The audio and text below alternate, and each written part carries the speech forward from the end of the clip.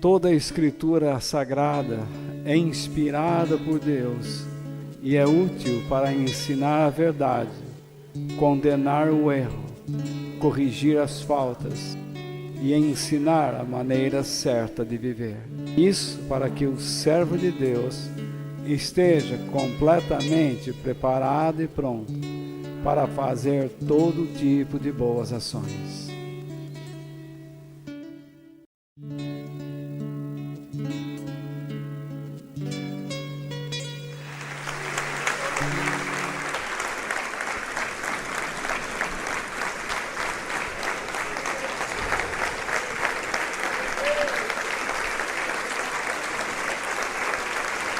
Nesta noite,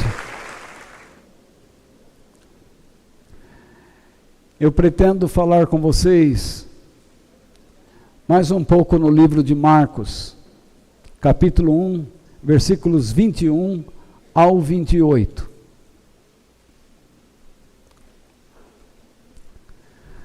E o tema é este: o Evangelho de Deus e o reino de Satanás e seus demônios.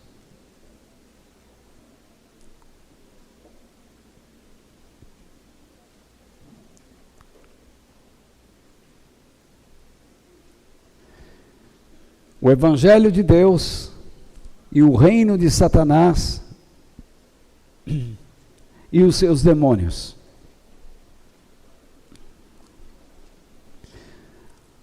Vamos ler então no Evangelho de Marcos, versículos 21 ao 28.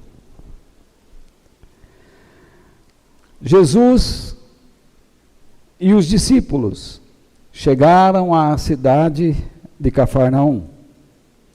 E no sábado, ele foi ensinar na sinagoga.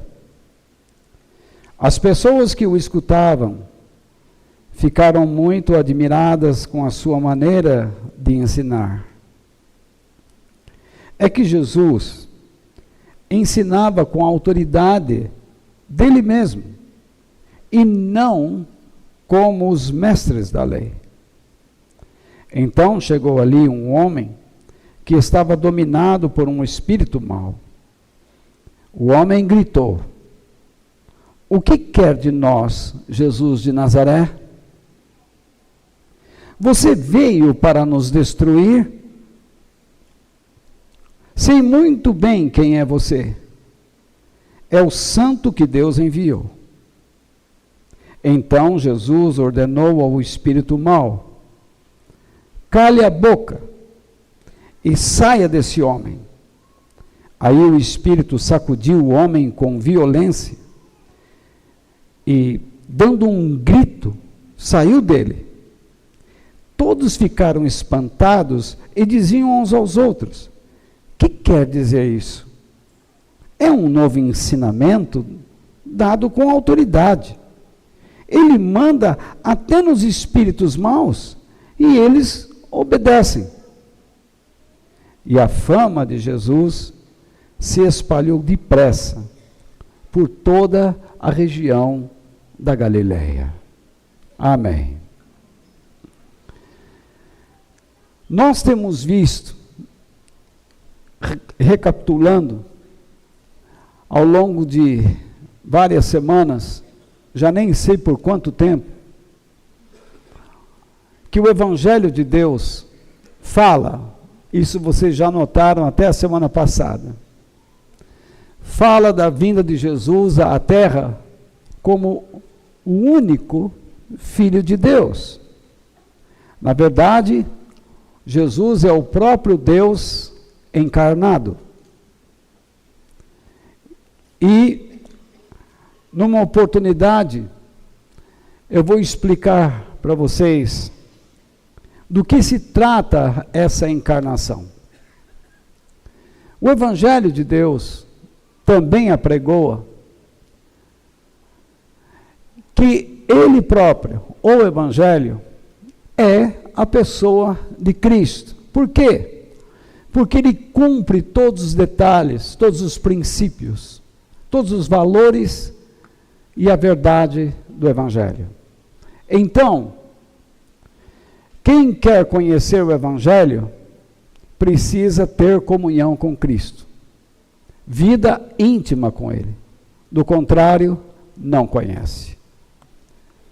O Evangelho alinha o homem com os princípios de Deus, por meio do quê? O arrependimento. E eu já expliquei a vocês que arrependimento não é se arrastar, não é berrar, não é chorar, não é gritar, mas é uma decisão consciente que por meio da qual eu declaro que estou afastado, não estou alinhado com Deus, com seus princípios. E a partir daquele momento, eu quero andar na sua presença.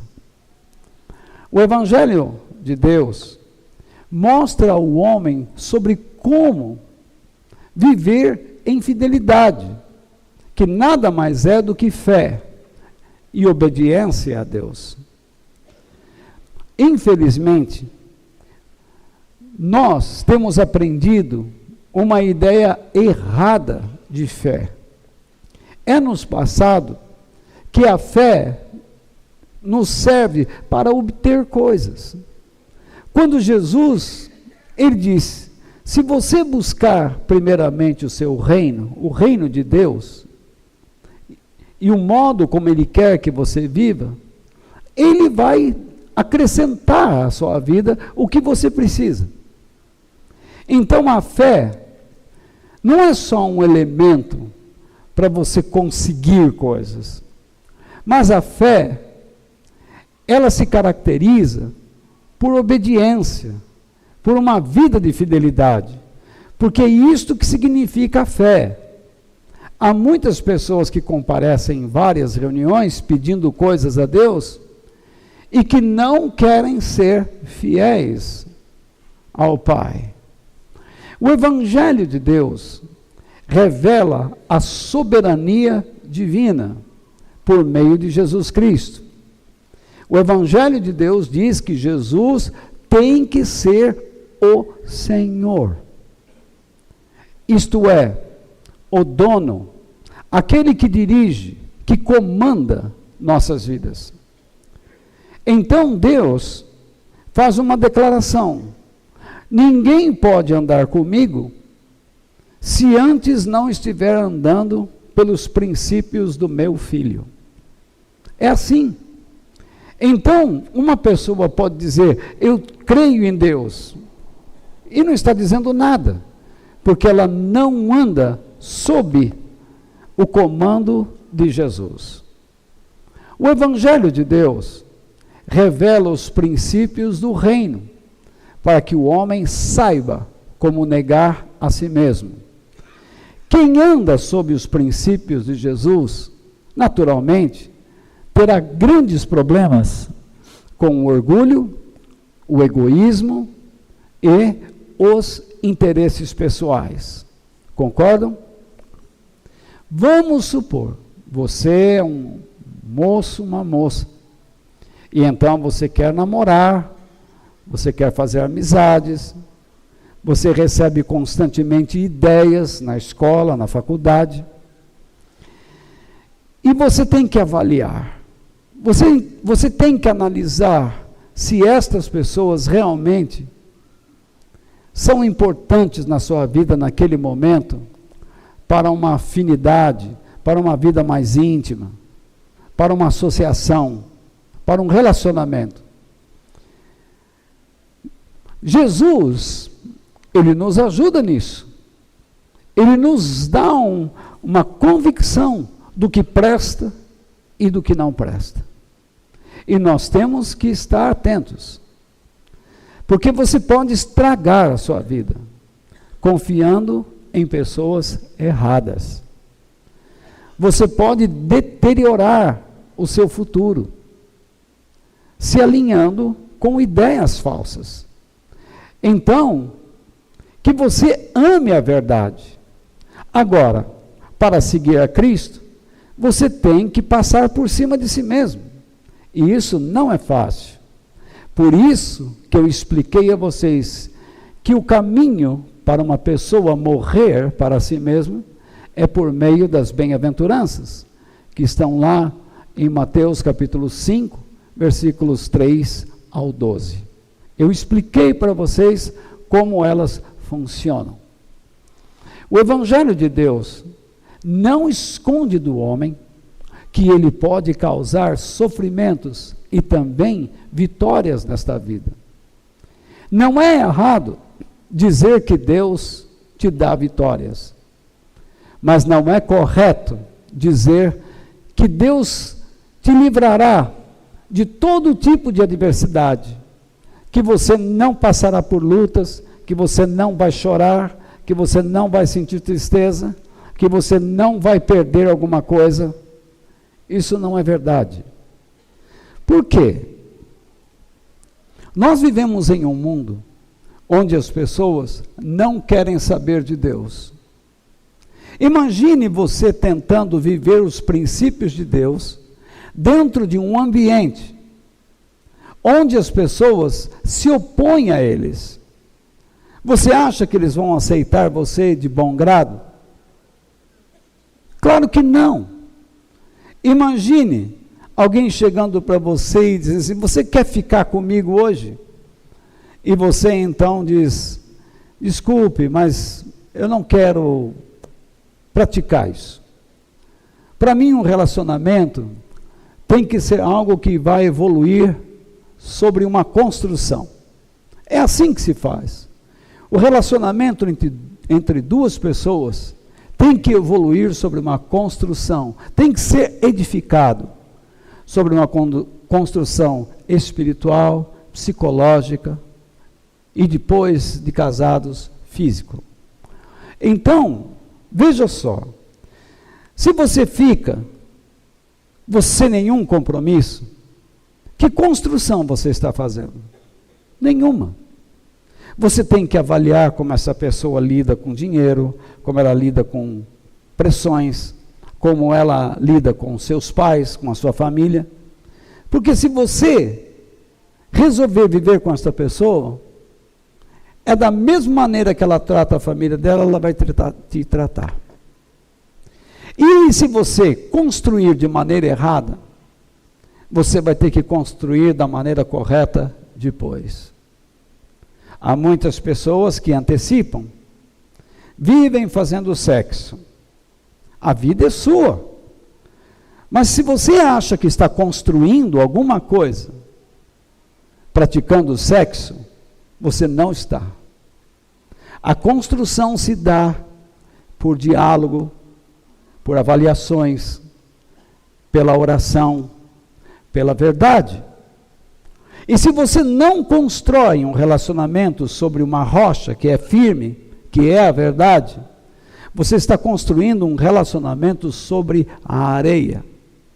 Você não está descobrindo nada sobre o rapaz e nada sobre a moça. E o resultado é que você está pisando em areia movediça.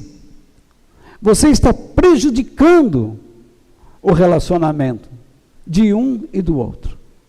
Então eu sugiro, eu proponho, em nome de Deus, que você mude o seu comportamento, que você procure construir sua vida, o seu relacionamento do modo correto. Se você tem certeza que esse relacionamento é de Deus, construa-o de maneira correta, para agradar a Deus, e as demais coisas serão acrescentadas na sua vida. Ele vai suprir suas necessidades. Vocês me entenderam? E isso gera sofrimento, porque todo mundo vai zombar. Oh, e aí, como é que está o relacionamento? E aí, como é que... Não, aqui não tem como é. Mas você é de outro planeta, as pessoas vão caçoar, as pessoas vão zombar, vão praticar o bullying, e você terá que suportar, mesmo não gostando, porque Jesus, ele ensinou que nós devemos amar nossos inimigos, orar por eles, abençoá-los. Eu fico triste quando eu vejo pessoas que vão cumprimentar alguém, e porque essa pessoa não gosta, ele vira. Há certos maridos que, por medo das esposas, não cumprimentam os adversários dela. E vice-versa. Primeiro, você é um panaca, um banana. Me desculpe, você é um banana. Você é um exemplo de Adão no Éden, que ficou omisso diante de uma mentira. Você deveria ensinar a sua esposa a verdade. E você, mulher, é outra banana, porque você é um exemplo de Eva no jardim do Éden, porque você deveria ensinar o seu marido a ser um homem de Deus, um homem espiritual, a amar o semelhante. E se você não faz isso, não pense que Deus vai abençoar a sua vida, porque Ele não vai. Você, tudo que conseguir vai ser por esforço pessoal. Eu digo isso com firmeza no coração, para que vocês entendam isto claramente, porque isso não é uma brincadeira, isso é um princípio pelo qual as bênçãos de Deus fluem. Olha como Jesus morreu. Jesus morreu por nós. Você era bom? Eu era bom? Hã? Claro que não. Mas Ele nos chamou. Ele se aproximou de nós primeiro, antes de nos aproximarmos dEle. Este foi o seu ato de graça, de amor, um presente, um privilégio. Nós não merecíamos, mas Ele nos amou. Nós devemos imitar o seu ato. O Evangelho de Deus propõe ao homem a seguir Jesus sem demora. Há pessoas que estão o tempo todo dizendo: agora eu não estou preparado. Mas se você reparar, todas as vezes que Jesus falou com pessoas, vem, eles foram imediatamente. O que isto sugere? Que não existe conversão paulatina. Não existe uma conversão a Deus aos poucos. Isso é mentira. Isto é mentira. Como dizia o padre Quevedo lá. Então, a conversão é imediata. Porém, todavia, o aperfeiçoamento na vida cristã, este sim, é paulatino. A conversão é imediata, mas o crescimento se dá aos poucos. No entanto, uma pessoa que realmente vai para Deus, ela vai de imediato. Não caia nessa conversa que a pessoa vai se convertendo, vai melhorando, não, porque a melhora desta pessoa pode ser até psicológica e interesseira, porque ela passa a buscar a Deus para resolver seus problemas, e não para sofrer por Cristo. Eu quero mostrar a vocês, qualquer hora, que a verdade que Jesus sofreu por nós, e quando nós vamos a Deus, nós somos chamados para sofrer por Cristo. Os pastores atuais ensinam que você, uma vez em Deus, não sofre, porque Deus te protege de tudo. Mas a palavra de Deus ensina outra coisa.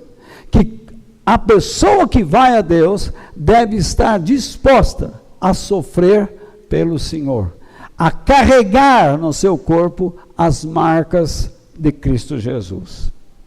E nesta noite, o que nós vamos aprender? Que o Evangelho de Deus exerce autoridade sobre o reino de Satanás e seus demônios. Tudo isso nós vimos no capítulo 1 de João. Foi uma longa série.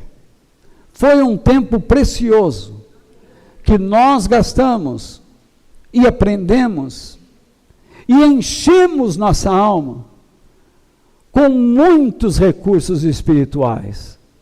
Eu, particularmente, lendo as Escrituras sozinho, pensando comigo mesmo, sendo corrigido, disciplinado por Deus em muitas ocasiões, aprendendo com a verdade, fui muito beneficiado. Recebi muitos tesouros, muitas riquezas dentro da minha alma. E em nome de Deus, procurei ser fiel a Ele diante de vocês, ao passar estas verdades, ao passar esses tesouros, essas riquezas da palavra de Deus aos seus corações. E o meu anseio é que vocês tenham recebido tudo isso em suas almas de bom grado. Nesta noite, nós vamos ver duas coisas. Nós vamos ver a autoridade de Jesus ao ensinar. Como é importante ensinar. E em segundo lugar, a autoridade de Jesus sobre os demônios.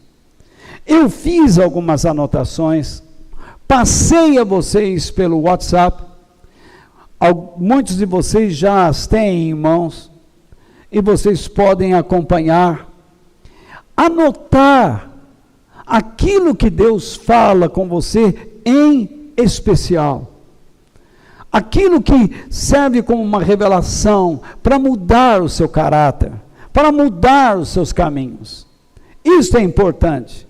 Não basta simplesmente você falar, que legal isso daqui. Não, isso, legal não.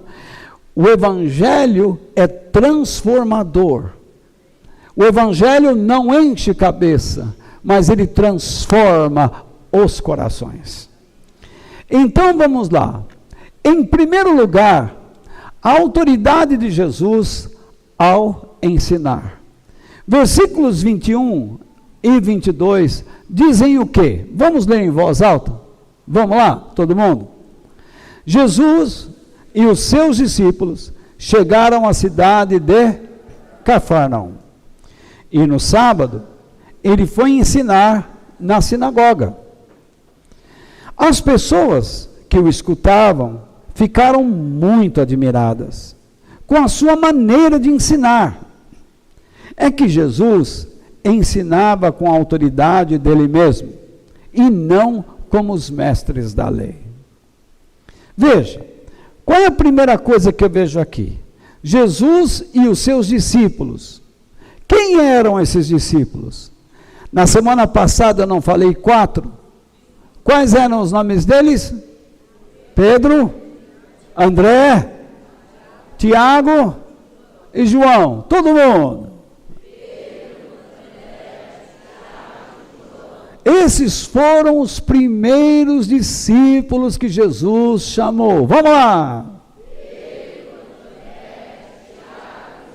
Tem gente vacilando. De novo.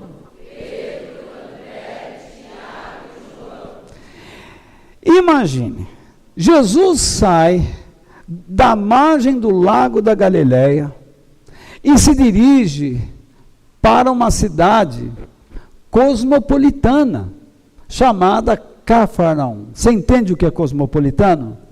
Cosmopolitano é um lugar onde vivem pessoas de várias raças, de etnias diferentes, pessoas que falam idiomas diferentes, com culturas diferentes e convivem. Eles fazem o lugar crescer, eles trabalham lá. Na cidade de Cafarnaum, habitavam naquela época, mais ou menos, cerca de 10.000 pessoas. Isso para uma cidade na época de Jesus, era uma cidade muito grande. E Jesus se dirigiu ali. Em Cafarnaum viviam pescadores, viviam comerciantes, viviam artesãos, trabalhadores em geral, com suas esposas, seus filhos. Então o número tendia a crescer cada vez mais. Era uma cidade que demograficamente crescia. Não tinha televisão, não tinha rádio, não tinha internet. E o prazer de todos era fazer filhos. Marcos então diz que Jesus deixa as margens do lago da Galileia, onde ele chamou aqueles pescadores, e se dirige para um centro cultural, para uma cidade. Mas não é interessante que quando Jesus chega naquela cidade, o que ele procura fazer? Ele vai a uma sinagoga para ensinar. O objetivo de Jesus não era gritar, não era berrar, não era o sensacionalismo, não era prometer a todo mundo o que Deus não promete. O objetivo de Jesus não era reunir massas. Não, isso não funciona. O objetivo de Jesus era ensinar. E ele vai a uma sinagoga para ensinar. E que dia que ele vai a essa sinagoga? Ele vai num sábado, porque o sábado para o judeu era um dia considerado sagrado. E eles iam todos para uma sinagoga, porque não dava para ir ao templo, e eles iam na sinagoga para adorar a Deus, para celebrar a Deus, agradecê-lo pelo trabalho semanal, pela cultura, pelo que eles haviam alcançado durante a semana, para fazer o mesmo que Deus fez lá no início. Deus criou o mundo, ele fez tudo surgir, e no sétimo dia ele descansou, após ter dito: tudo que foi feito é muito bom. Então as pessoas iam na sinagoga justamente para fazer a mesma coisa. Senhor, nós trabalhamos 6 dias na semana, e no sétimo dia nós estamos aqui para celebrar o teu nome, para agradecer o Senhor, porque é o Senhor que nos dá força para adquirirmos o nosso sustento, o pão de cada dia, e nós te damos graças. Ensina-nos a tua palavra. Era isso que eles pediam no sábado. Eles iam aprender a palavra de Deus. Nós aqui fazemos a mesma coisa. Nos reunimos agora para celebrar a Deus, agradecê-lo pelos dias da semana, por tudo que Ele nos deu. E queremos aprender a palavra de Deus. Algumas pessoas não vão a uma reunião como essa para aprender a palavra de Deus. Elas vão simplesmente para alcançar alguma coisa que as satisfaça. Então elas não têm um compromisso sério com Deus. O que elas querem é que Deus lhes faça algo. Então Deus não é Senhor de suas vidas. Ele é apenas um subserviente. E isso é uma ideia errada. Isso é uma ideia satânica até, demoníaca. Isso não vem da palavra de Deus. Marcos, então, enfatiza o quê? O ensino de Jesus. Repare que Marcos não se preocupa em falar sobre que assunto Jesus está falando, sobre que doutrina ele está ensinando. Mas Marcos enfatiza o modo como Jesus ensina. O ensino de Jesus não era derivado de várias fontes. Ele não procurava comentar ou entregar às pessoas os comentários de grandes mestres. O seu ensino não se baseava no aprendizado pessoal. Ele praticamente não desenvolveu um aprendizado. A verdade estava nele. E a palavra de Deus diz que ele, Jesus, é a verdade. E, portanto, ele é a própria fonte de toda a verdade de Deus. É aí que estava a sua autoridade. Enquanto os mestres judeus ensinavam apenas o quê? A tradição judaica. Eles ensinavam uma tradição oral, mas Jesus falava com autoridade. Uma coisa é você ouvir o evangelho em sua essência, outra coisa é você ouvir palavras sobre o evangelho. Muitas pregações, eles pegam uma coisa aqui, outra coisa ali, e eles vão dando uma costurada, fazendo com que uma mensagem se torne positiva, psicologicamente aceitável, a fim de que as pessoas emocionalmente se sintam bem. Enquanto isso, a sua vida moral e espiritual não é confrontada. O Evangelho confronta a vida espiritual e moral, porque a palavra de Deus deve entrar num terreno onde a psicologia, por mais profunda que seja, não consegue penetrar. Ela tem que penetrar num terreno escuro, lá dentro de nós, ou na própria vida, onde nós não queremos entrar. O ensino de Jesus era independente da tradição oral. Como é que se ensinava antigamente? As pessoas não recorriam ao texto escrito, mas eles davam importância às mensagens, às palavras que eram entregues de pais para filhos. Nós conhecemos bem isso. Nós temos uma tradição oral também. A tradição oral, muitas vezes, é que forma a cultura, desenvolve a cultura.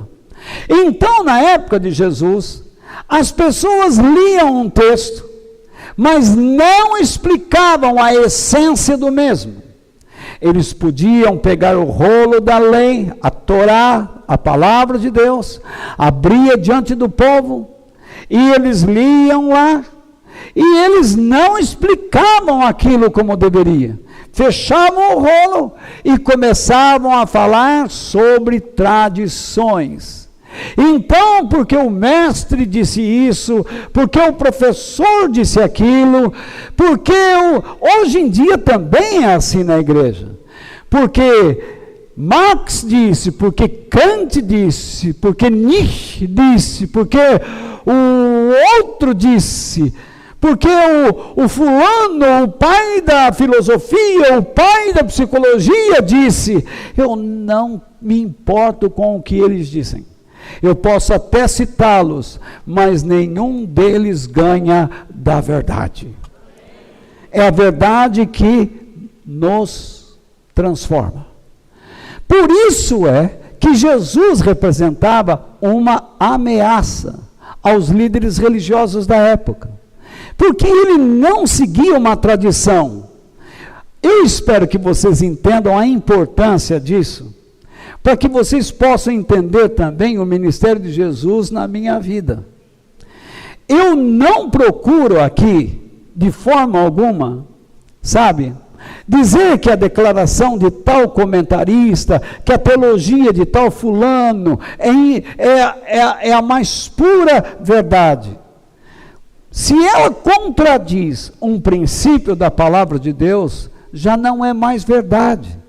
Nós temos que crer na Bíblia. Eu sempre procuro ser mais bíblico possível. Dificilmente vocês vão me ouvir dando opiniões pessoais. Eu procuro falar os pensamentos e a mente de Deus e os caminhos de Deus. Muito difícil. E espero que Deus sempre me ajude a continuar sendo assim.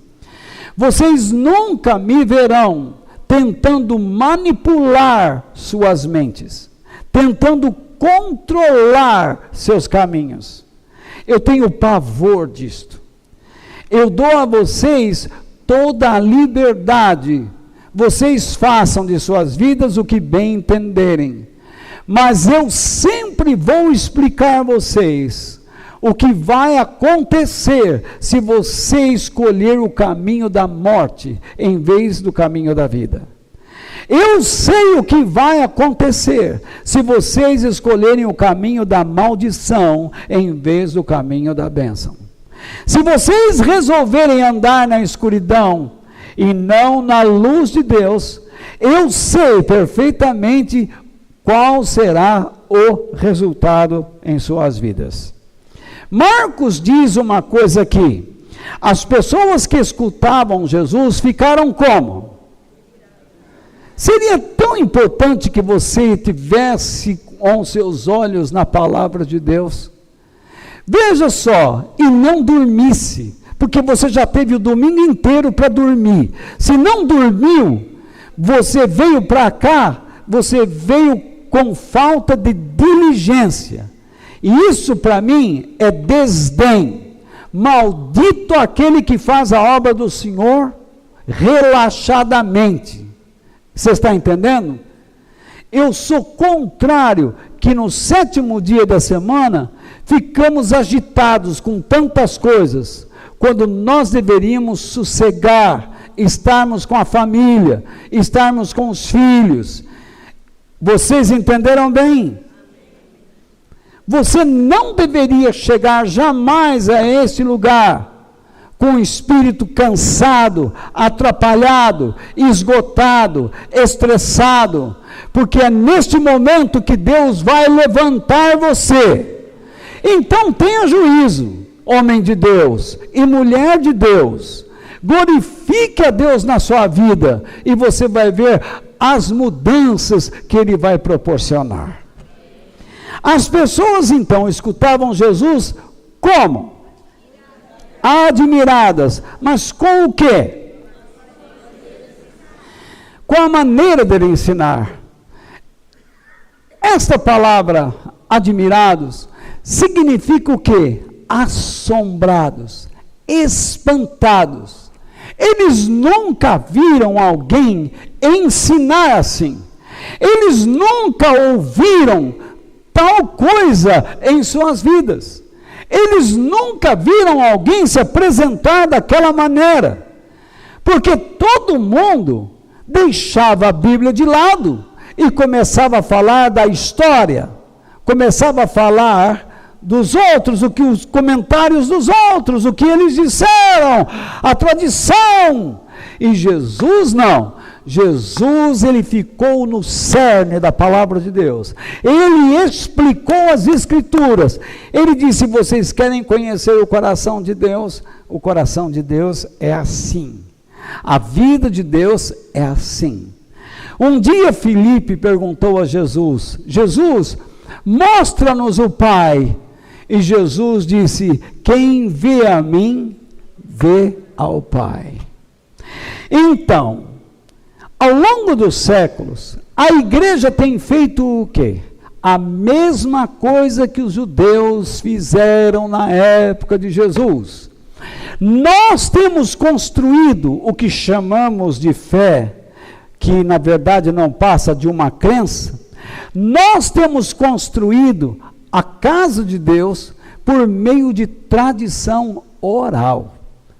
Não é à toa que você vai numa igreja, se ensina de um jeito, você vai na outra, é outro jeito, você vai no outro lugar, a pessoa diz: mas eu creio assim. Não é para dizer isso. Isso não deveria estar acontecendo. Nós deveríamos estar sempre no cerne da palavra de Deus. O problema de seguirmos a tradição oral é algo pernicioso, destrutivo ao extremo, porque acaba com o desejo do fulano em ser fiel a Deus. Destrói a crença. As pessoas acabam acreditando em crendices e até trazem para dentro da igreja culturas de países estrangeiros e locais. Veja, Jesus ele vai para um lugar onde viviam 10.000 pessoas. 10.000. Um lugar cosmopolita. E o que ele faz? Ele não está preocupado com a cultura do lugar, ele não está preocupado com a cultura do estrangeiro, mas ele está preocupado em ensinar o coração de Deus e o Evangelho de Deus, a essência do Evangelho. Algumas pessoas aqui dizem: Walter, você quer ser o dono da verdade? Não, eu só quero, com a ajuda de Deus, ensinar a verdade. Eu quero lutar pela verdade. Para mim, se um pregador quer vender camiseta, toalha, quer vender o chinelo, que faça o que bem entender. Mas eu vou dizer, essa prática está errada. Deus não abençoa esse tipo de coisas. E nem quem as procura. Porque o Evangelho não é feitiçaria. O Evangelho não é produto de uma cultura pagã, onde se pratica feitiçaria, voodoo, macumba. O Evangelho é a verdade. E conhecereis a verdade, e a verdade os libertará.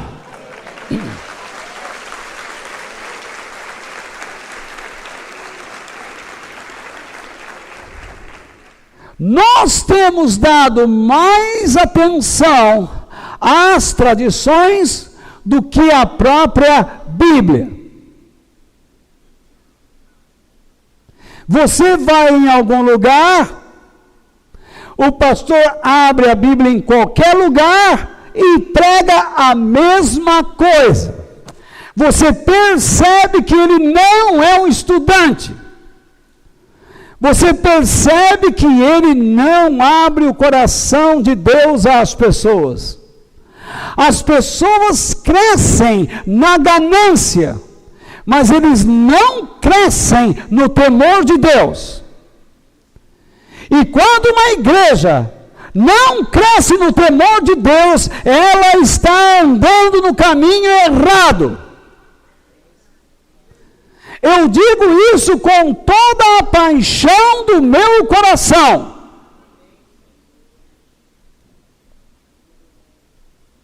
Se nós não crescemos no temor de Deus, nunca teremos intimidade com o Senhor. Porque a própria Bíblia diz que a intimidade, a amizade, o relacionamento profundo com Deus é para aqueles que o temem, para aqueles que o respeitam. Nós temos deixado de lado as Sagradas Escrituras. É triste. Deus nos deixou um livro, mas os cristãos não o leem. Pasmem, no país em que vivemos, 30% dos brasileiros nunca compraram um livro em suas vidas.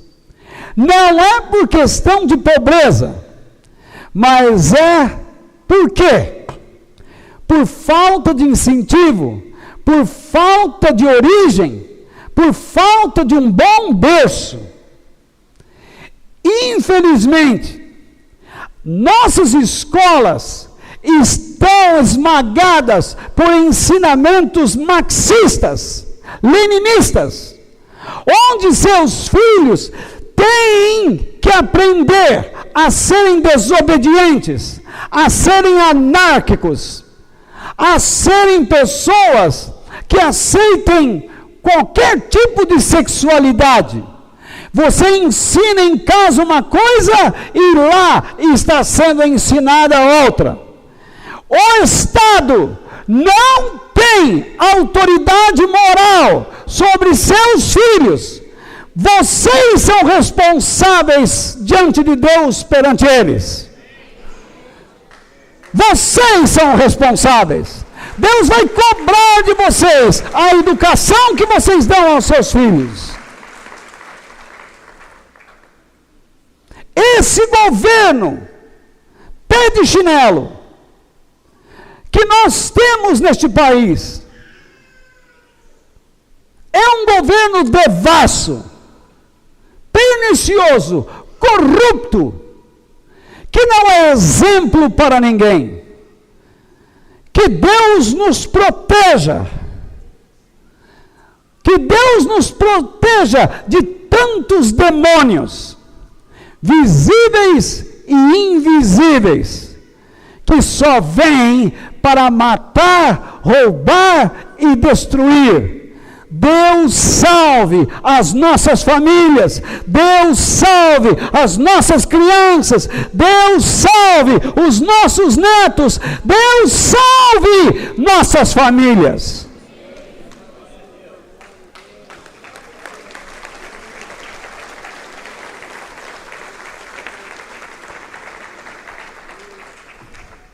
Quando nós abandonamos a palavra de Deus, quando um cristão nem se preocupa em ler a Bíblia, quando um pastor não se preocupa em ensinar a Bíblia, é notório que os cristãos se transformam em massa de manobra, manipulados por pessoas que aprenderam a persuadir, pessoas que aprenderam subliminarmente a hipnotizar, usam palavras-chave, usam comandos, percebem no olhar das pessoas suas tristezas, percebem suas emoções alteradas, e eles começam a falar com uma voz de veludo, com gestos macios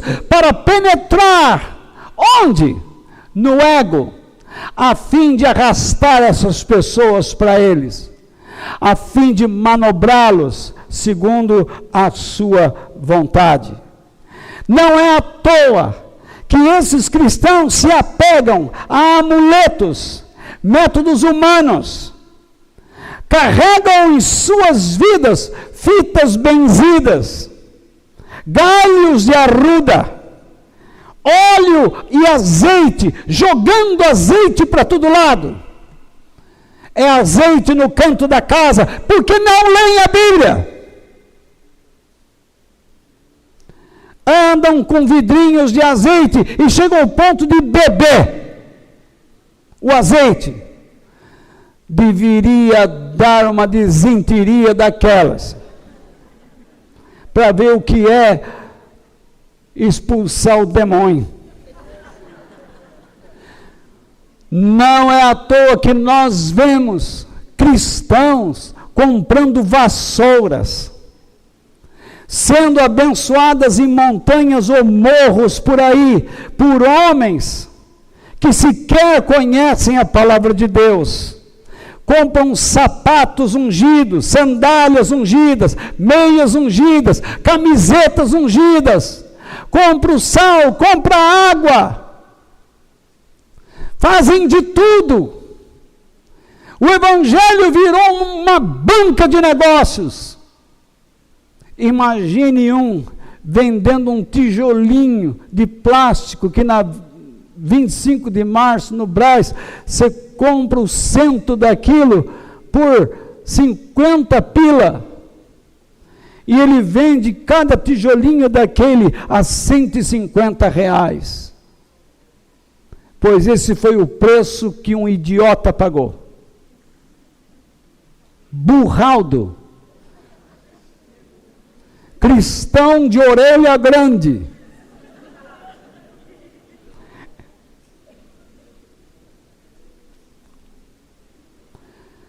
Essas pessoas são convencidas por tais homens de que, sendo possuidoras desses subterfúgios, desses objetos que escarnecem a glória de Deus, serão vencedores e ultrapassarão adversidades e estarão protegidos. Mentira! Mentira!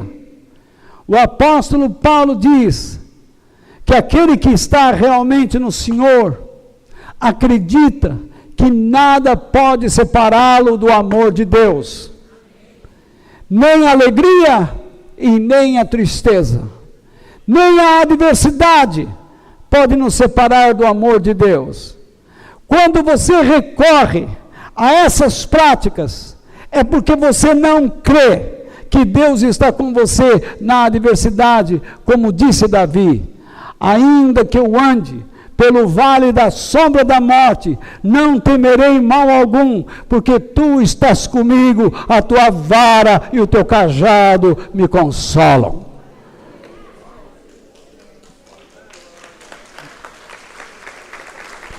Veja, amém, aplauda o Senhor, Ele é digno.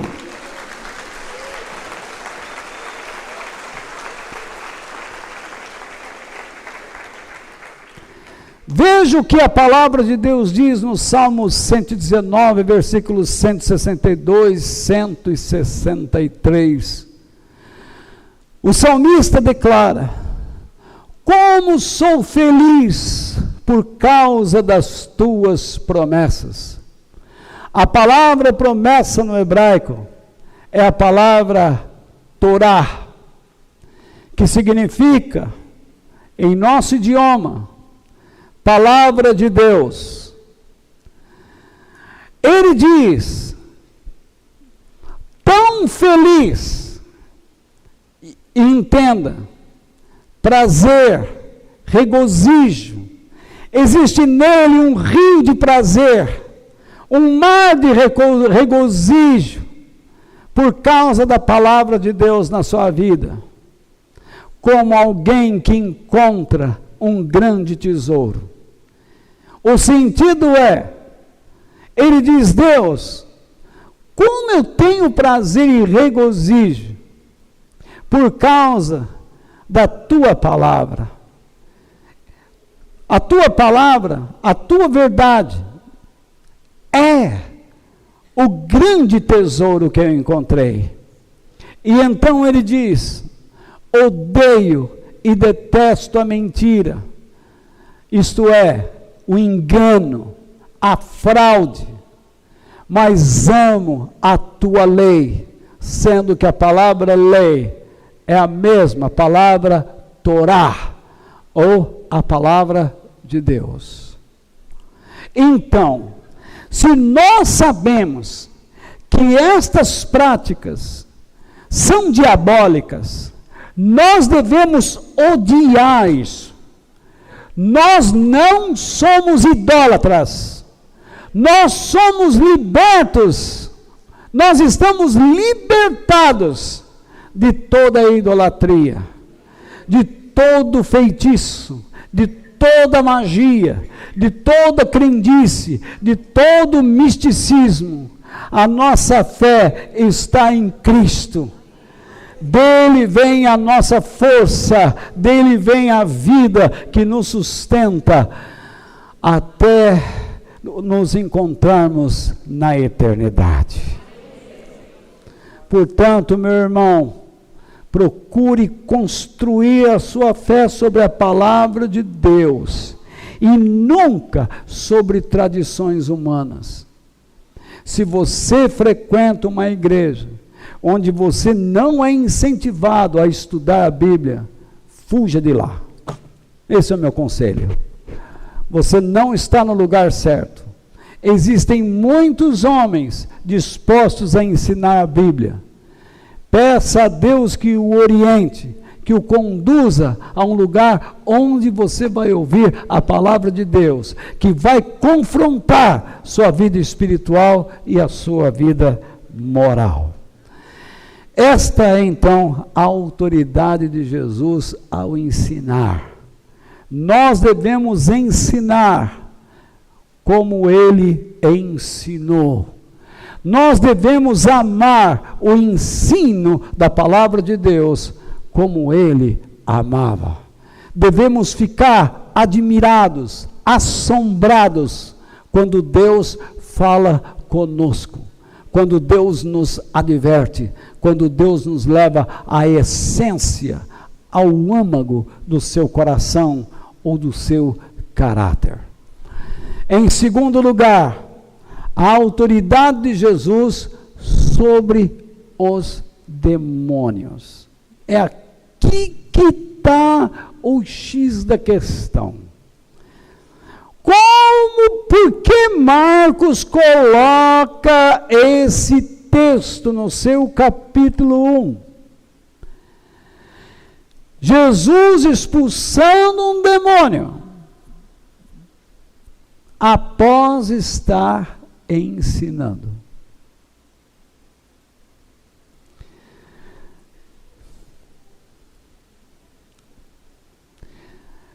Quem não aceita o ensino de Jesus, quem não ama a verdade, será constantemente influenciado pelo diabo. Simples assim. Quem não tem ouvidos para ouvir e guardar no coração, como disse o homem de Deus, guardei a tua palavra no meu coração para não pecar contra ti. Ou seja, para não ser influenciado tanto pelas minhas paixões, como pelo próprio diabo. Como que um cristão pode presumir, supor, que vai amar a Deus sem conhecer o seu caráter?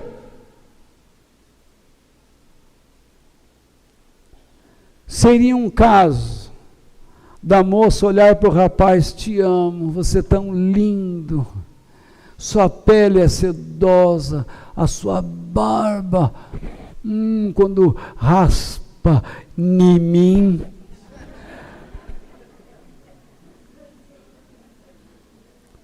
Aí depois casa. Aí ela olha para ele depois de uns meses: diabo,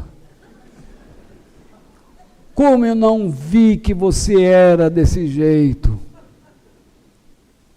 mentiroso, pensei que eu te amava, essa barba é a barba de Judas. Você imagina, a pessoa se apaixonou pela figura, sem conhecer o caráter.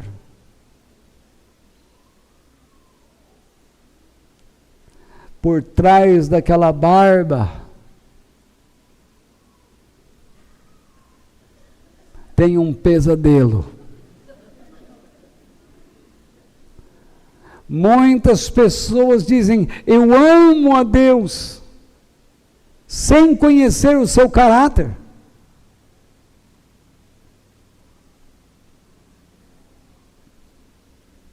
Então, as pessoas começam a construir uma ideia de Deus ao seu próprio querer. Portanto, quando Deus começa a trabalhar nesta pessoa de uma maneira que ela não gosta, ela vai procurar algum lugar, alguma pessoa que diga o que ela quer ouvir.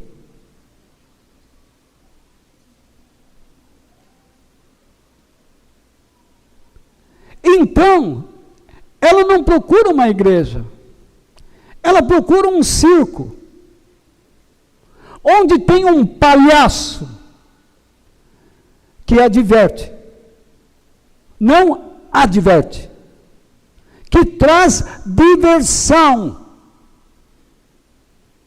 a ela, que lhe dá uma falsa esperança.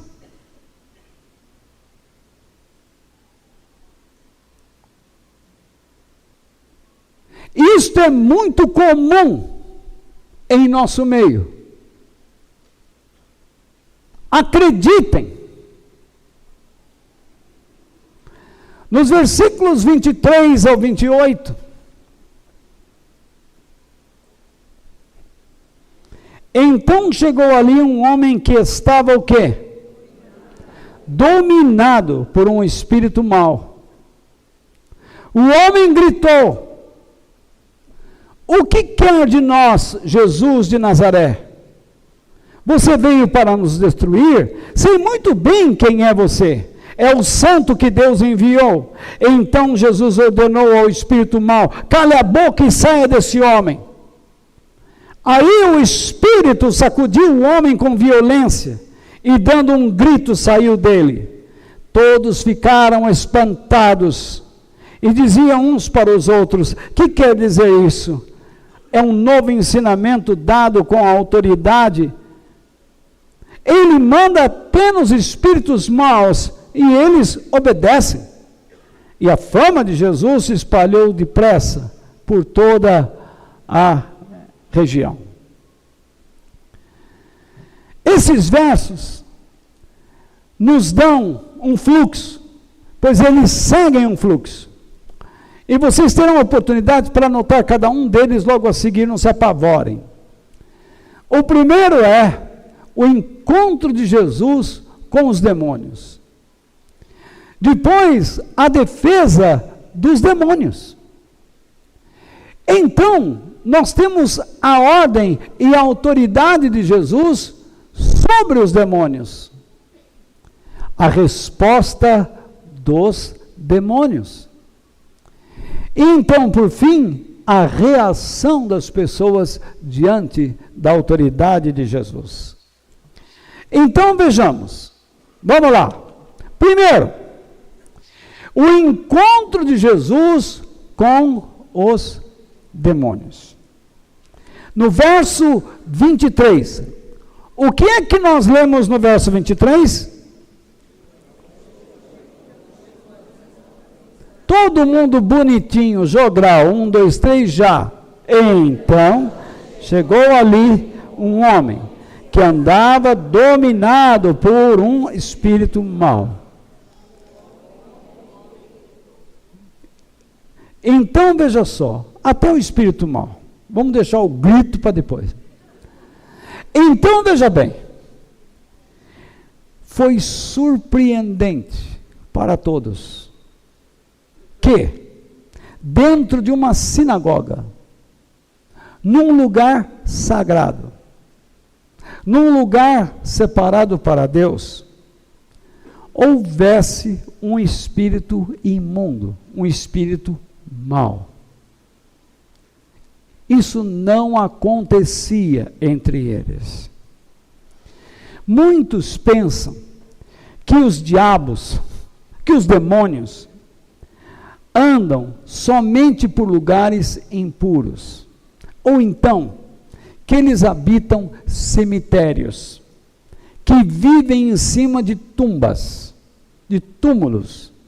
Tem gente que não anda em cemitério, principalmente à noite, de modo algum. Tem uma história que eu vou contar para vocês. 2 caboclos da minha terra andavam pelo muro do cemitério e eles viram um coqueiro e eles começaram a tirar pedra nos coquinhos. Sabe aqueles coquinhos amarelinhos? Docinho, muito bom. E eles perceberam que caiu bastante para o lado de dentro e pouco para o lado de fora. Então eles pegaram tudo que podiam do lado de fora e iam embora. Aí o outro falou, tem 2 ali. Ele falou, vamos fazer o seguinte, deixa os 2 lá, vamos pular o muro enquanto é dia e a gente vai separando lá os de dentro. Vamos lá. E eles foram separando e foi caindo a noitinha. E eles falavam, um para mim, um para você. Um para mim, um para você. Nisso vinha vindo 2 pessoas, 2 caipirão mesmo. E vinha andando e eles falavam, Zé, eu não vou andar na beira do muro do cemitério não, hein? Aí o outro falou, rapaz, tá escurecendo. Fala que dentro do cemitério os demônios pegam as almas. E eles estão andando com cuidado, apavorado. E de repente eles escutam, um para mim, um para você.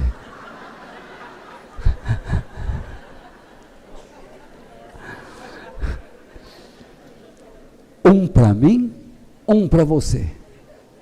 O Antônio olhou para o Zé e falou, Zé, rapaz, olha lá o demônio separando as armas, rapaz. Antônio, não é verdade mesmo esse negócio? Escuta mais, um para mim, um para você. Um para mim, um para você. Acabou? Acabou nada, vamos pegar aqueles 2 que estão lá fora.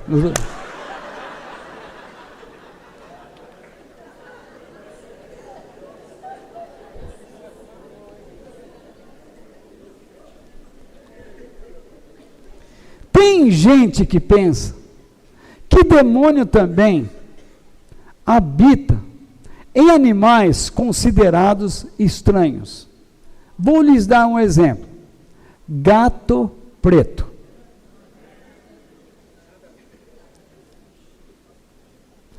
Como pode um cristão achar que gato preto é um animal criado pelo inferno?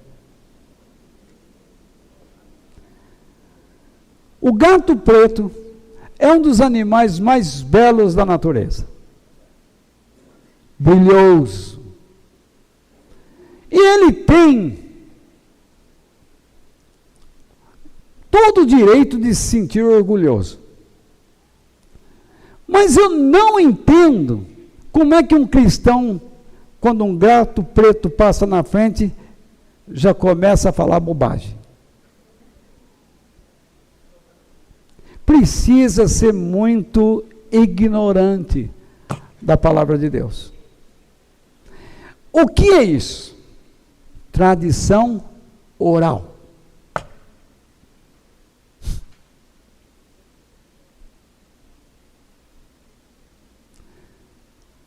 Esse negócio que o defunto morre, lógico, que o defunto volta,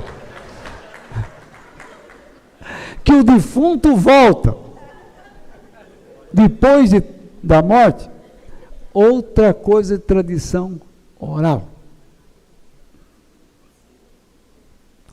A pessoa vai no enterro e fica impressionada com a morte. Aí fica esperando que a pessoa que morreu apareça para puxar a perna dela. Tradição oral. Pura crendice, que gera uma cultura estúpida que a palavra de Deus não diz. A palavra de Deus diz que ao homem está ordenado morrer uma só vez. Portanto, não existe reencarnação. A reencarnação é o quê? Uma tradição oral. Não é bíblica. Quem ensinou isso tinha problemas, como foi provado, sérios na mente. A palavra de Deus diz que o homem morre uma só vez. E depois disso, ele tem que comparecer perante Deus para ser julgado. E a palavra de Deus diz, escute, não há comunicação entre morto e vivo. Deus diz, aquele que procura se consultar com mortos, é porque já está morto. Esse tipo de prática é tradição oral. As pessoas se afastaram das sagradas letras e passaram a praticar de uma mensagem que se passou de pais para filhos. E essa mensagem vai se deteriorando. E nós conhecemos bem o ditado: quem conta um conto, aumenta um ponto. Então as coisas vão assim. Alguém pergunta para mim, Walter, por que você gosta de escrever seus sermões? Para que ninguém coloque um ponto onde eu não coloquei. Me esforço para escrever. Luto para escrever. Para que as pessoas tenham um documento de que o Walter pregou aquilo no dia tal, do mês tal, do ano tal. É um documento. Agora, essa do defunto que morto foi demais. Ainda bem que eu não escrevi isso. Marcos, ao escrever que Jesus estava ensinando, ele sugere o seguinte: que Jesus entrou no terreno de Satanás por meio do quê? Da verdade. Você nunca entrará no terreno de Satanás por meio da oração. Não vai. Pessoas dizem, vamos orar e repreender os diabos, em nome de Jesus. Como é que você vai repreender sem entender o que Deus está fazendo?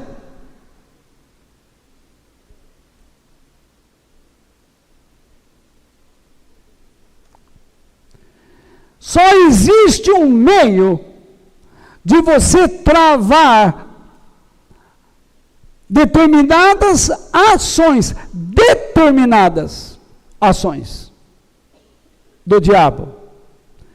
E o meio é a palavra de Deus. Não são as suas perspectivas. Pastores que ficam o tempo todo falando em diabo, vai expulsar, é o diabo na sua vida, você está perdendo porque é o diabo. Talvez você esteja perdendo porque você não é fiel. Não é obediente. E Deus está fazendo você perder coisas.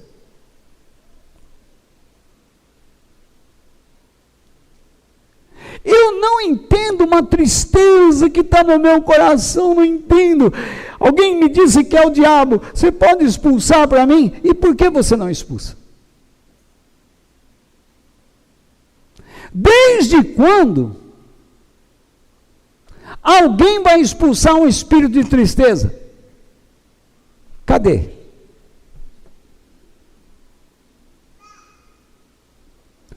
Me mostra.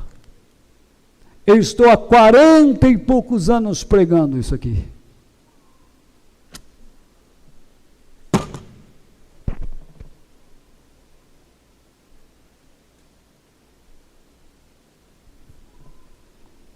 Sai o espírito de tristeza. Não sai. Essa tristeza é ocasionada pela inércia, pela falta de compromisso para com a vontade de Deus. Enquanto você não der aos outros o que Deus lhe dá, você será uma pessoa triste, insegura, vazia. Somente quando você ensina a si mesmo e aos outros a verdade, é que você entra no terreno que está dominado por seres do mal. Esta noite, por meio do meu ensinamento, algumas pessoas vão ter raiva de mim. Outras, por outro lado, vão amar mais a Deus.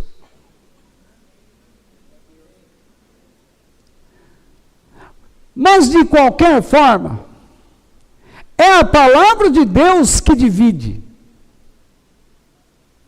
quem é de Deus e quem não é.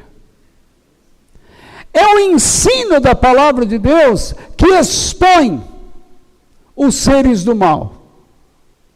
Não me venha com a história de que uma pessoa que não lê Bíblia, que não conhece o caráter de Deus, está preparada para trabalhar contra os demônios. Eu estou cansado desses ensinamentos de batalha espiritual, de um monte de papagaiada, que nem batalha espiritual eles entendem.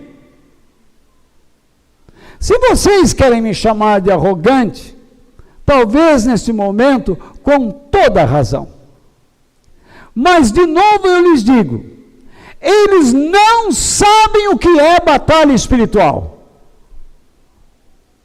Sequer entendem o capítulo aos Efésios, que trata de batalha espiritual. Chegam ao ponto de colocar, como eu já fiz, uma hierarquia. Como se entendessem perfeitamente a hierarquia satânica. Eles deveriam estar preocupados com a hierarquia divina, se submetendo à vontade de Deus, e parar de falar que não estão ganhando dinheiro porque tem um demônio numa determinada área que está cerceando, limitando o trabalho dele, e precisamos fazer orações para quebrar aquilo. Meu amigo, vá pentear macaco.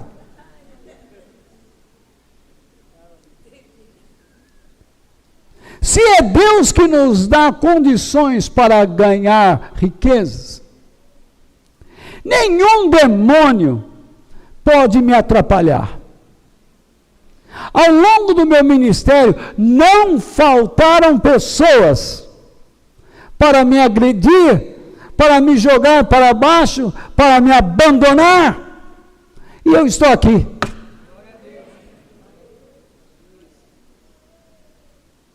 Eu nunca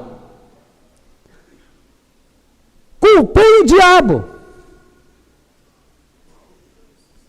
mas culpei o engano do coração humano.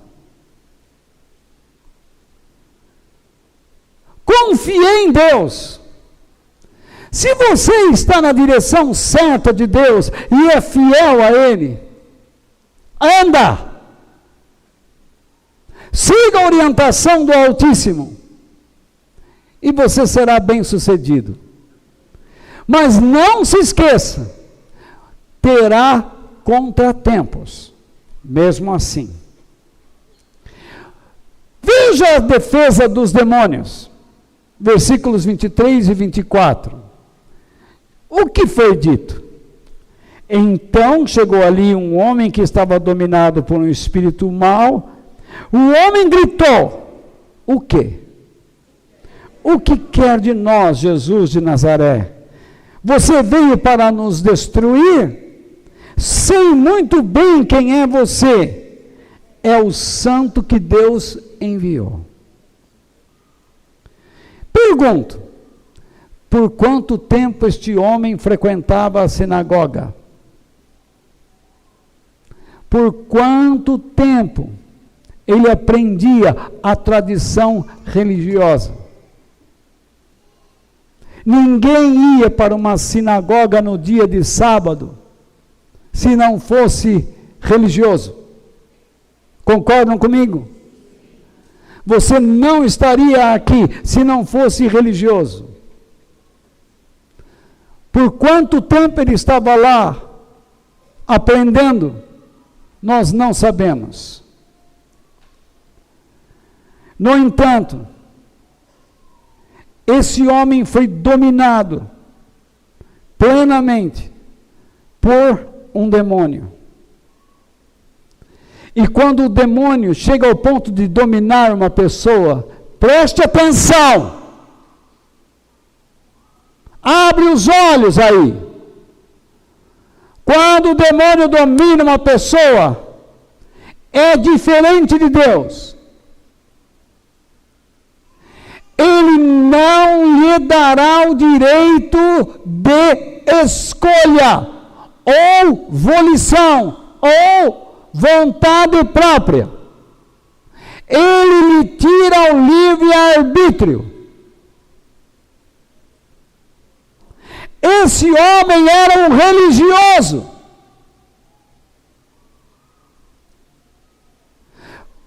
Porém, por não aprender a verdade e não buscar a verdade,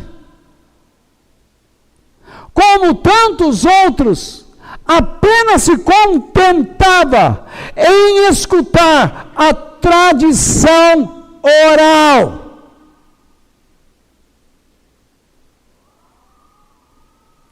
E o ensino tradicional não lhe garantiu ser uma pessoa livre de demônios. Portanto, a sua frequência em uma igreja não lhe dá garantia alguma. Se você pensa que nesse lugar aqui só tem anjinho, você se engana. Aqui tem demônio, tem corintiano,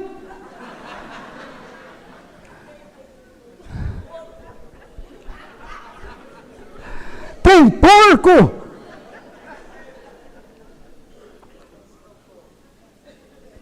Nesse lugar também tem demônios.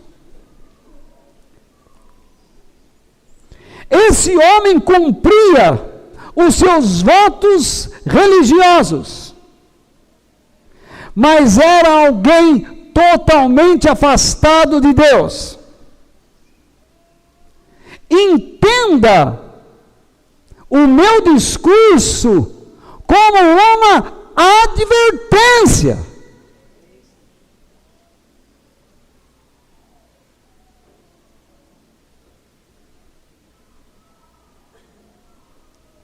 Alguns não estão possuídos pelos demônios, mas já vivem influenciados por ele.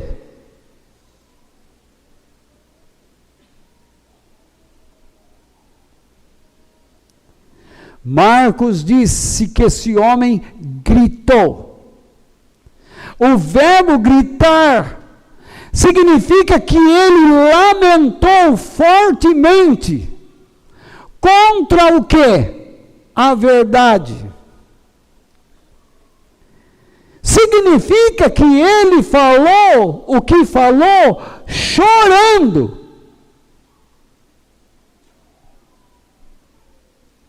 A presença da verdade o incomodava.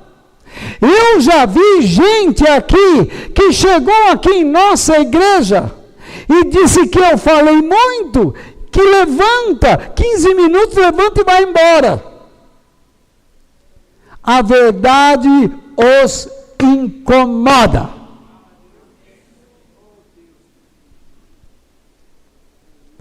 Para falar besteira, você fica até as 3 da manhã.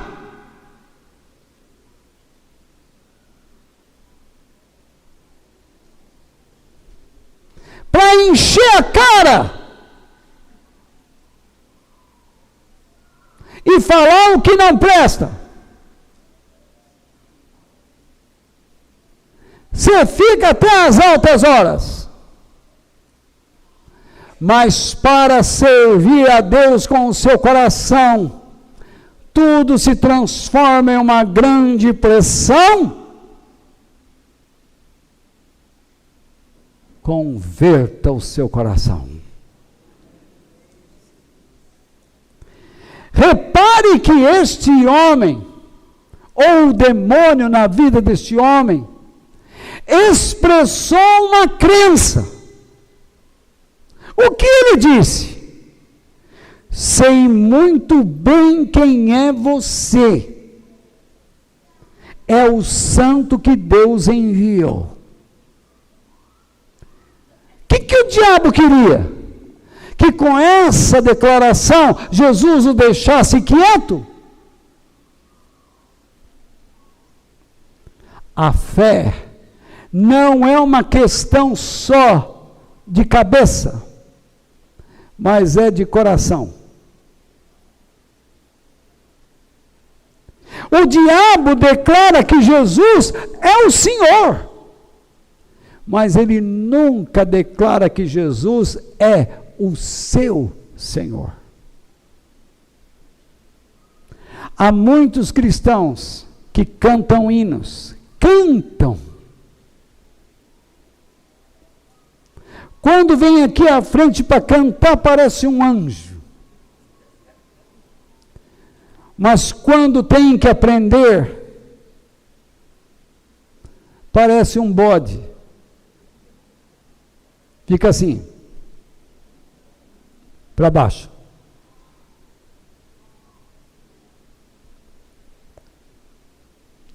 Oram em nome de Jesus. Você os chama para orar, eles oram 1 hora.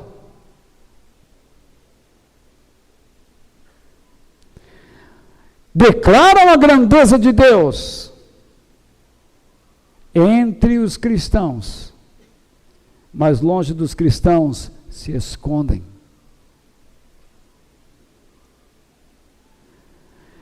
Eles falam de Jesus como Senhor, mas eles nunca declaram Jesus como Senhor de suas vidas, porque eles não querem obedecê-lo.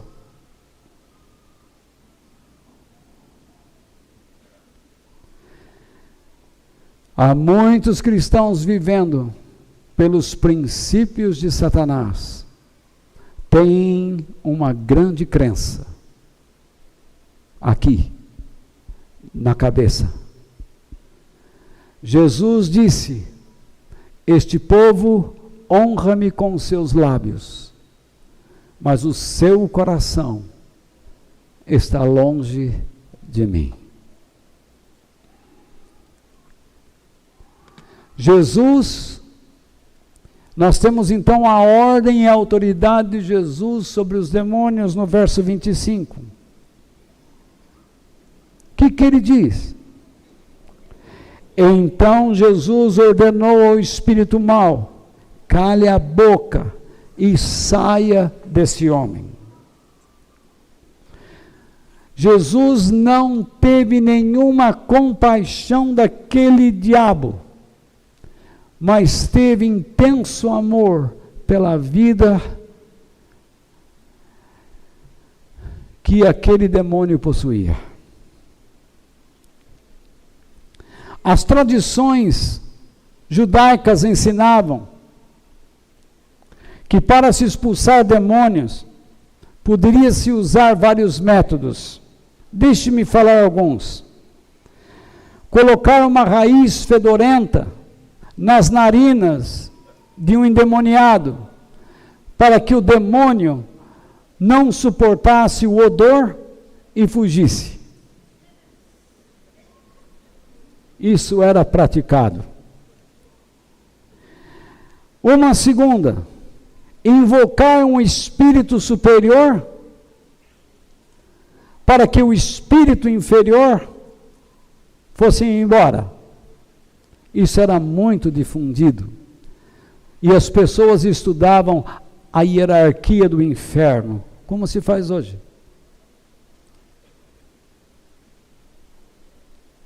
Além do mais, para se expulsar demônios, chamavam-se cantores.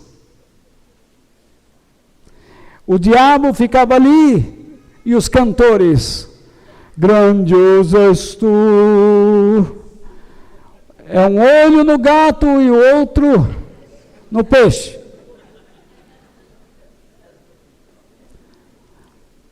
Porque alguém inventou a história que o louvor expulsa demônio. Isso não está escrito em lugar nenhum. Aí vocês vêm me citar a história de Davi, que ele tocava a harpa para Saul. Não expulsou o demônio. Saul continuou endemoniado.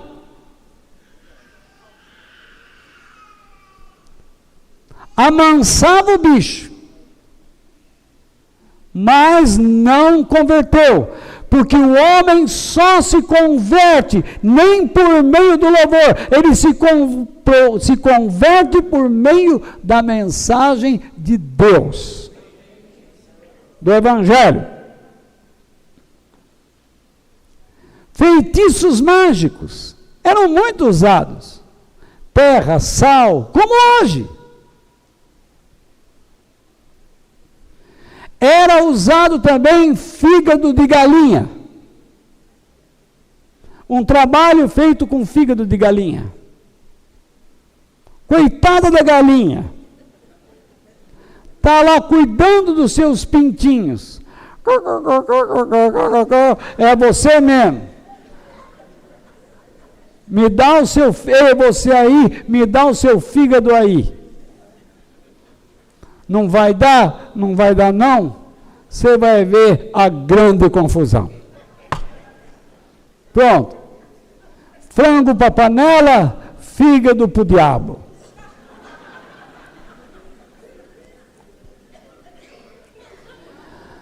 Naquele dia, todo mundo assistiu à autoridade de Jesus. E viu que ele não usou de nada desses artifícios.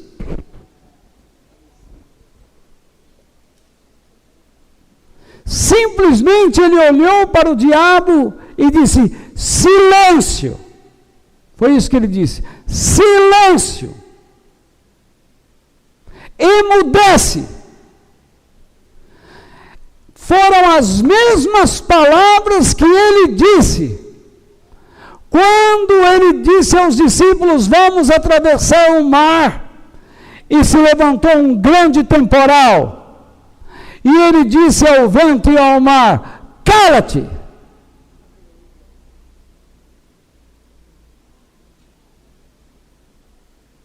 Por que aquele endemoniado se levantou? Não foi por causa de sensacionalismo, como fazem muitos pastores, que começam a provocar uma agitação e pessoas entram em transe e ficam lá possuídas, até mesmo por si próprias, porque elas são os verdadeiros diabos de si mesmas. E as pessoas olham para ele e dizem: puxa, esse homem é demais. Transferem a glória de Deus para esses homens e praticam abertamente a idolatria. Jesus nunca fez isso. Quem quiser, aprenda.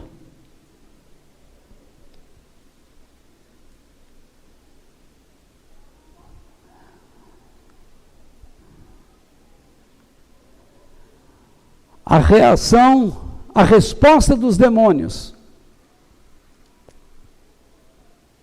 No versículo 26. Aí o Espírito sacudiu o homem com violência e dando um grito saiu dele. O diabo fez exatamente o que Jesus lhe ordenou. No entanto, uma pessoa, quando tem o diabo expulso da sua vida, diz assim: olha a bênção uma ova.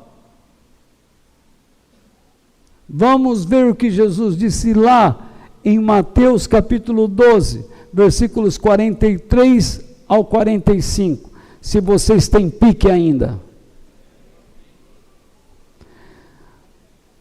Se eu morrer essa semana, falei tudo o que deveria falar.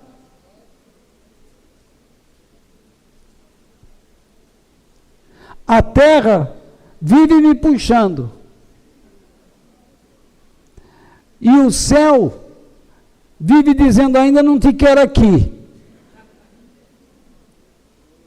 Eu vivo entre altos e baixos. Se uma hora eu vou, não sei. Se fico, não sei.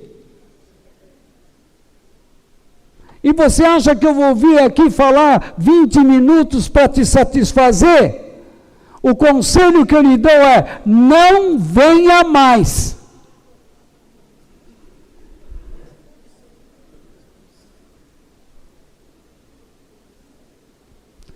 Veja o que diz lá em Mateus 12, versículos 43 ao 45. Jesus continuou: quando um espírito mau sai de alguém, anda por lugares sem água, procurando onde descansar, mas não encontra. Então diz: vou voltar para a minha casa de onde saí. Aí volta e encontra a casa vazia. Sabe o que significa a expressão vazia? Que essa pessoa não se comprometeu com a vontade de Deus. Ela se satisfez de estar livre de um demônio, mas não está fazendo o que deve fazer. Está cheio de gente aqui que não se compromete com a vontade de Deus. É esse caso aí. E diz ainda: limpa e arrumada, isto é, organizada, adornada. Porque quando Deus expulsa um demônio, Ele não expulsa simplesmente, sai e larga a pessoa de qualquer jeito. O Espírito Santo coloca dentro dessas pessoas riquezas. Mas a pessoa sequer trata isso com respeito. Veja o que acontece. Depois sai, vai buscar outros 7 espíritos piores ainda, e todos ficam morando ali. Assim, a situação daquela pessoa fica pior do que antes. E isso também acontecerá com esta gente má de hoje. Então, quando eu vejo esses picaretas na televisão, expulsando demônios diante de câmeras, pedindo o nome do diabo: qual é o seu nome? Meu nome é Herbert Taylor. E o diabo brasileiro? Trancar a rua, chefe.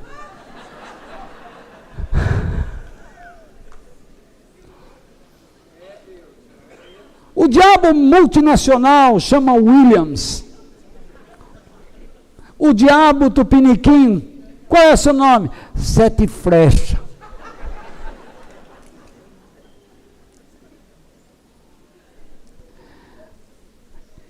Isso é uma propaganda para dizer que aquela igreja é forte.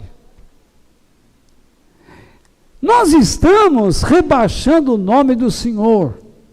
Esses caras não estão ensinando a ninguém que se essas pessoas não aprenderem a verdade, inclusive o pastor, porque eles fazem a obra de Deus pelos princípios satânicos.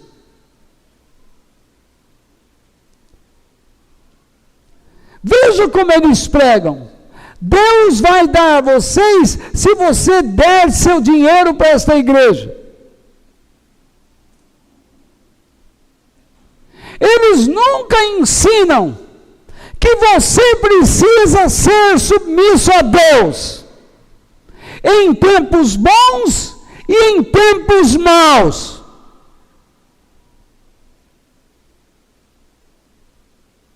E Deus não vai abençoar ninguém por causa de dinheiro.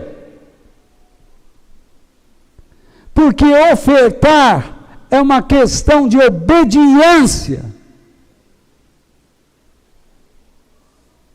Não é teste.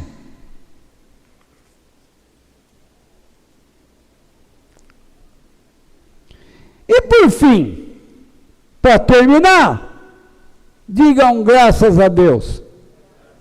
Obrigado.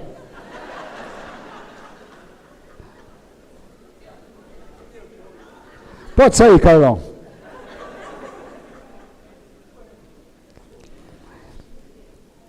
Versos 27 e 28. Todos ficaram espantados e diziam uns para os outros: o que quer dizer isso? É um novo ensinamento dado com autoridade. Sabe o que eles estavam falando? É uma nova tradição. É isso que eles estão dizendo. Olha. Mas Jesus vai mostrar para eles que isso não é uma nova tradição. Isso é uma coisa que deveria ser feito sempre assim. A expulsão de demônios, a autoridade do reino de Deus contra o reino de Satanás se deve à apresentação da verdade.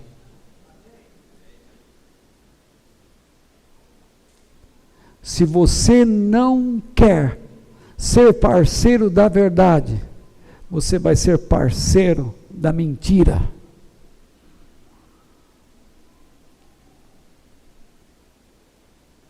Novamente todo mundo ficou atônito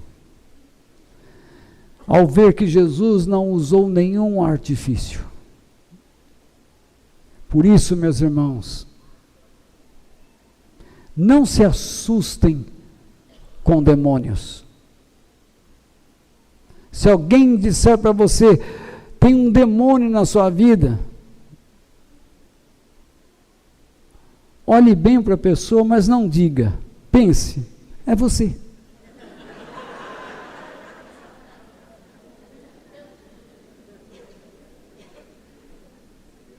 Tem crente que eu adora ouvir que tem vários demônios na vida dele, porque isso o isenta da responsabilidade de ser quem ele deve ser. Ele se torna vítima em vez de cooperador de Deus.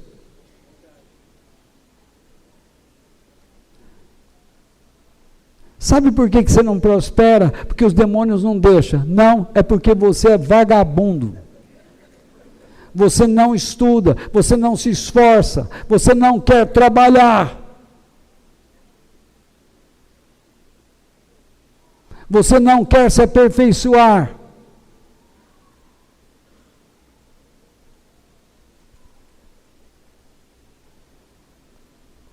Eu não sei, os demônios entraram na vida dos meus filhos e não obedecem. Uma mulher uma vez chegou para mim e disse isso. Ah, pastor, olha pelos meus filhos, está aqui, os 3 crianças aqui, ó. São 3 demônios. Desse jeito. Quando eles chegaram na minha frente, eles começaram a querer aprontar. Eu disse: ó, pode parar aí, senta aí. Eles olharam para mim e ficaram assim. Eu disse: como é que eles não sabem obedecer? O problema não está no capeta. O problema está nos capetão. A senhora e o seu marido. Não falei assim, mas eu disse: o problema está na senhora e não nos capeta. A senhora não educa o seu filho. Ela não gostou.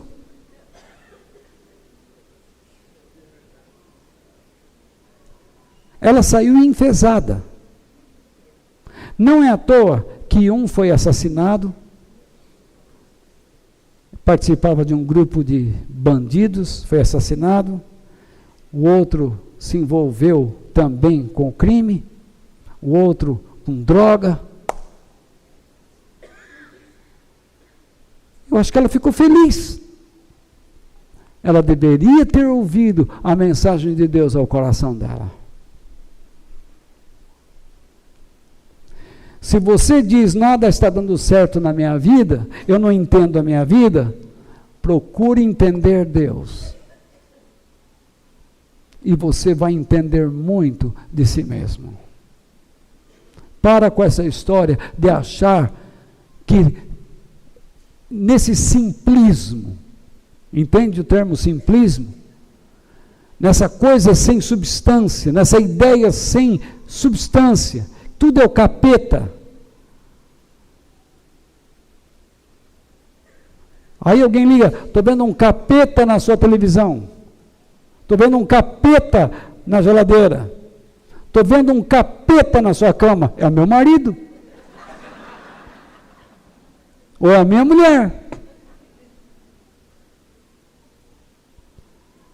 Os diabos, pobres diabos, estão em toda parte.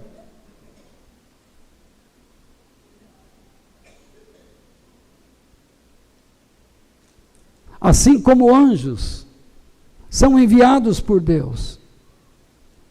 Mas nunca se esqueça que quem habita em você é maior do que aquele que habita no mundo.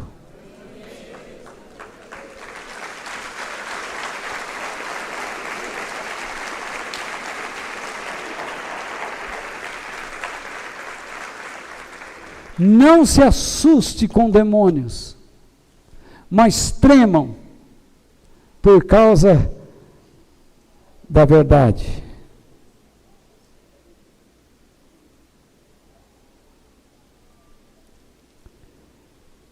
Quando você procura a verdade, você lança luz na escuridão, que é onde ele quer dominar. Por isso que a palavra de Deus é mais penetrante. Ela vai na causa. É que nem essas bobagens que estão fazendo no Rio de Janeiro aí. O ministro da Defesa só faz bobagem. Manda o exército lá. Exército não é polícia. Exército deve cuidar das nossas fronteiras. Exército precisa ter dinheiro. Não tem porquê. A nossa economia é fortíssima, porque está sendo roubada. Policial mal pago. Uma vergonha. Em alguns estados brasileiros, governadores, pensam que eu não sei, tiram os dísticos de certas viaturas e põem outro e levam no lugar. Olha, estamos dando nova viatura. Mentira! Estão simplesmente tirando de um lugar e pondo no outro para depois voltar, para enganar a população, porque querem ser eleitos. porque somos um povo que não observa a verdade, não observa caráter.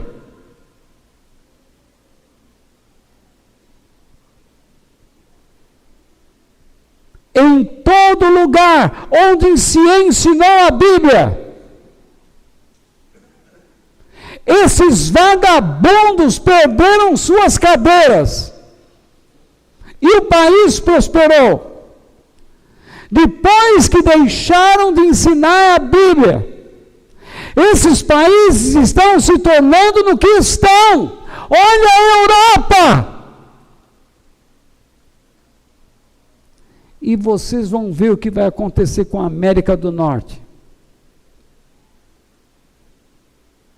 Não é por causa do Trump, não.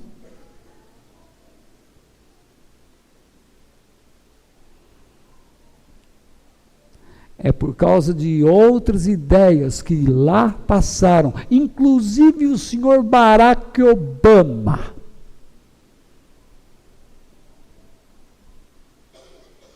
Com um discurso falso.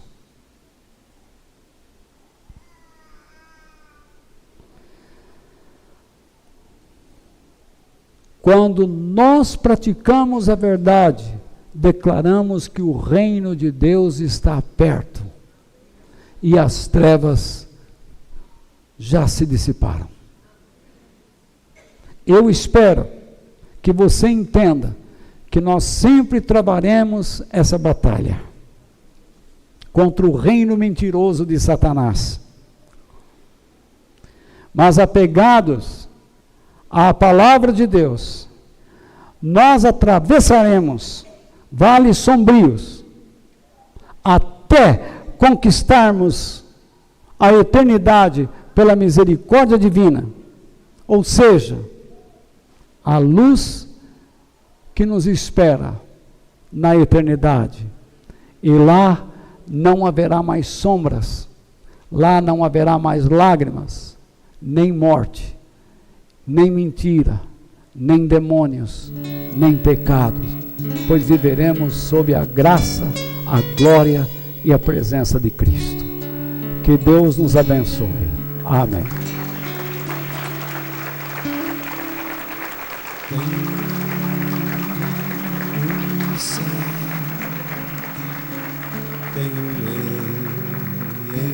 Eu além de ti e na terra em quem tenho mais prazer,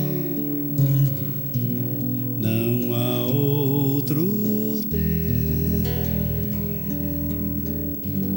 semelhante a ti, Senhor. És a minha força.